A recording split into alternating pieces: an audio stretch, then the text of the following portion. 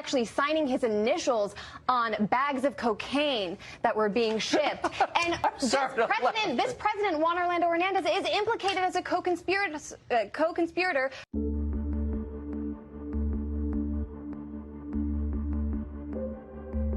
Well, we've spent a lot of time talking about the crisis at the U.S.-Mexico border, not a lot of time talking about why so many migrants are coming up from Central America. There are a lot of reasons for it.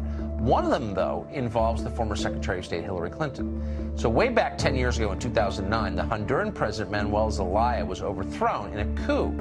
Ever since then, Honduras has been in chaos with widespread violence. We've seen the same kind of thing happen in a lot of other countries. Hillary Clinton's connection is this. She was Secretary of State when Zelaya was overthrown. She defended his ouster in the hardcover version of her memoir called Hard Choices. Here's the interesting part.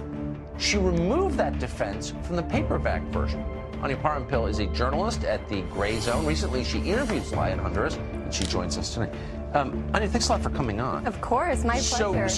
This is one of those stories, and I know it's complex. We don't have a ton of time, but sum it up briefly for our viewers who don't know anything about it. Well, the reason Hillary Clinton would remove the section of her book which talked about her role in overseeing that coup in Honduras, which removed their democratically elected president, Jose Manuel Zelaya, in 2009, is because she must be quite ashamed of the legacy that coup left in the country. We're talking about, and I spoke with Zelaya, as you mentioned, on the 10th anniversary of that coup, when all U.S. media was talking about the crisis at the border without speaking about the fact that that crisis is directly tied to U.S. foreign policy, specifically U.S. regime change policy, which has resulted in the doubling of poverty in Honduras. We're talking about a country now which is experiencing 65% poverty, with about 42% of the country classified as living under extreme poverty. But more than that, the two men which have succeeded Jose Manuel Zelaya as president,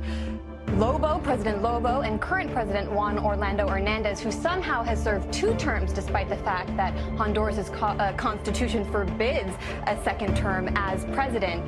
Both of those men now stand accused by the U.S. government of funding their presidential campaigns with money made off the drug war. Current President Juan Orlando Hernandez specifically is accused of that, but his brother, Tony Hernandez, is currently sitting in a U.S. prison cell in Miami for his role in the drug trade, someone who was actually signing his initials on bags of cocaine that were being shipped. And this president, Juan Orlando Hernandez, is implicated as a co-conspirator by the U.S. government in this case. Yet he was here in Washington. So I guess what you're saying is it turns out that once you dump the old guy, you don't necessarily get a better country or better leadership. Doesn't this evoke memories of what happened in Libya? Muammar Gaddafi, overthrown, killed with the support of Samantha Power and Hillary Clinton. Yes. Precipitates the migrant crisis in Europe. Absolutely. That is what's driving the migrant crisis, the international migrant crisis, Tucker, and it's something that both parties in this country for some reason support, Democrats and Republicans alike.